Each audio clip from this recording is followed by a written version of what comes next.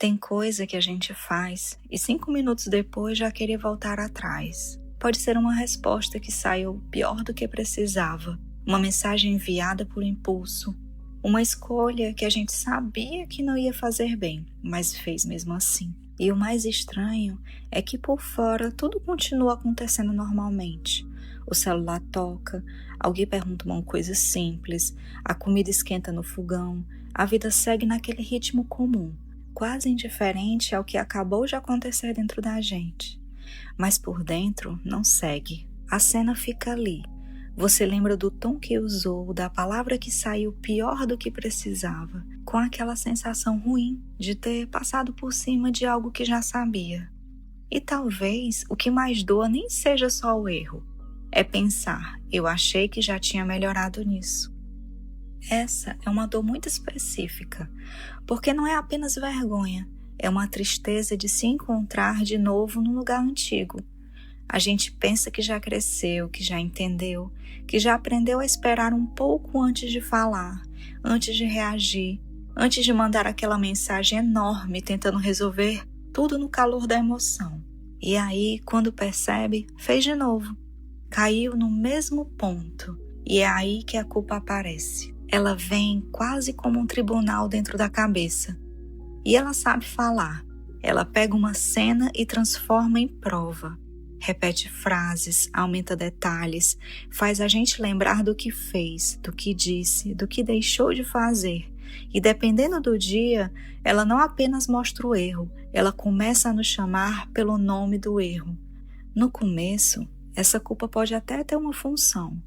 Existe uma culpa que mostra que a consciência ainda está ativa.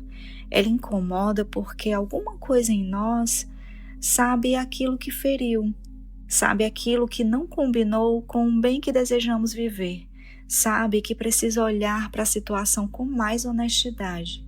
O problema é quando a culpa passa desse ponto, quando ela deixa de acordar e começa a aprender, porque de fora parece arrependimento. A pessoa está sofrendo, está pensando no que fez, está dizendo que se sente mal, mas por dentro, às vezes ela não está caminhando para reparar, ela só está sentada diante do próprio erro, se punindo como se sofrer bastante fosse o mesmo que mudar. E não é. Sofrer pelo erro não é o mesmo que amadurecer. Essa frase incomoda um pouco, eu sei, porque existe uma parte nossa que quer que a dor conte como atitude. A gente quer que o choro conte como reparação. Quer que a vergonha conte como transformação. Quer que os dias se sentindo mal provem que alguma coisa mudou. Mas pode ser que não tenha mudado ainda. Pode ser que a culpa esteja só ocupando o lugar da coragem. Porque reparar dá trabalho.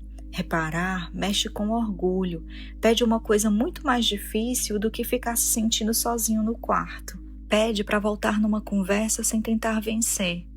Pede para pedir perdão sem montar uma defesa antes. Para dizer, eu errei. E não completar logo depois uma explicação para parecer menos errado. E isso é difícil, porque pedir perdão de verdade não é apenas aliviar a própria consciência, é reconhecer que o outro também sentiu, que talvez a pessoa ainda esteja magoada, que ela não responda do jeito que a gente gostaria, que algumas consequências permanecem, mesmo depois que entendemos. Talvez por isso, algumas vezes a culpa pareça mais segura do que a atitude.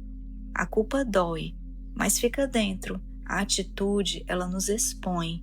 E tem horas que a gente prefere continuar se acusando por dentro a ter que dar um passo humilde por fora.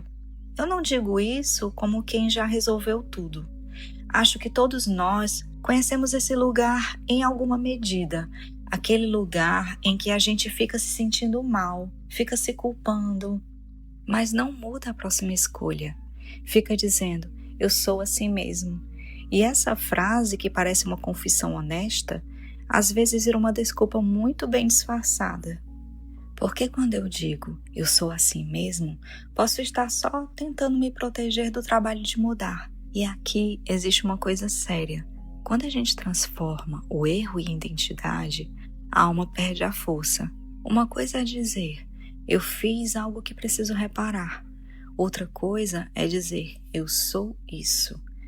Quando o erro vira identidade, tudo fica mais pesado, porque se eu sou apenas o meu pior momento, então para que tentar? Se eu sempre estrago tudo, para que reconstruir? Se eu já falhei tantas vezes, para que me levantar de novo? E é assim que a culpa vai ficando perigosa. Não porque ela nos torna pessoas frias, mas porque ela nos convence de que já não temos dignidade para voltar. Ela sussurra uma coisa cruel. Agora, fica aí. Antes da cruz, Jesus disse aos discípulos, porque eu vivo e vós vivereis. E eu acho importante não tirar essa frase do lugar onde ela nasceu.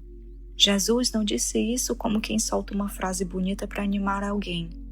Ele estava preparando os discípulos para uma ausência que eles ainda não saberiam atravessar. E em pouco tempo, tudo pareceria perda, tudo pareceria o fim.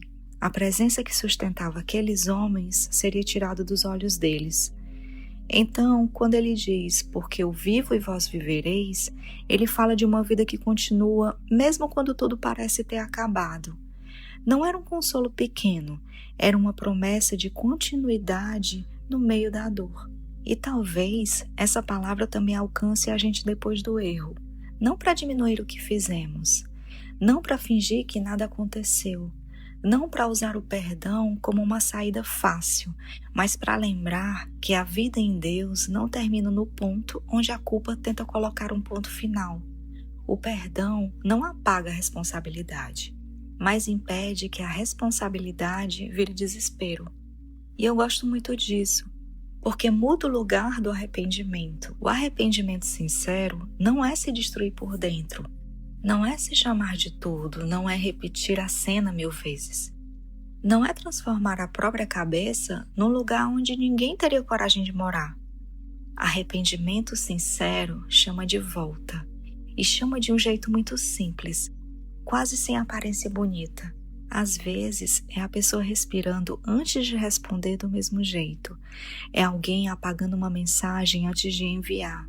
É alguém olhando e dizendo, eu não fui justo com você. É alguém aceitando ouvir sem se defender tanto.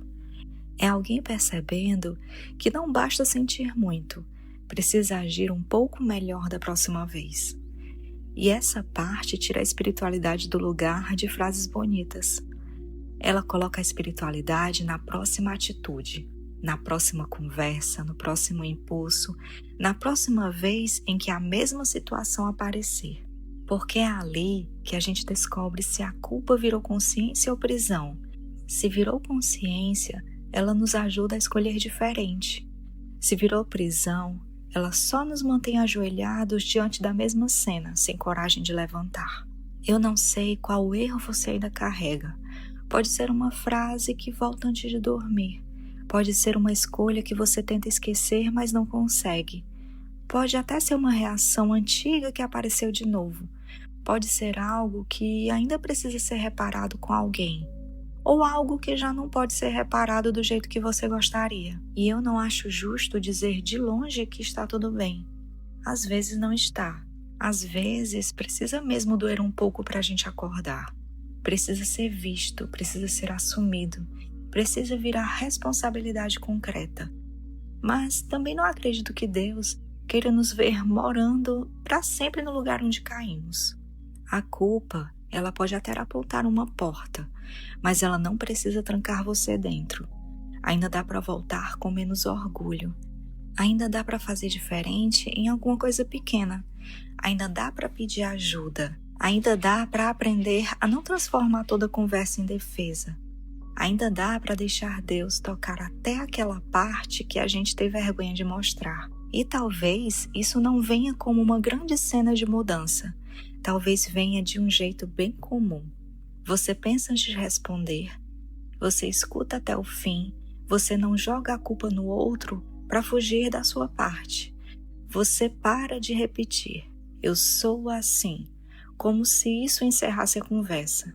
Você reconhece que errou, mas não entrega a vida inteira para aquele erro decidir quem você é.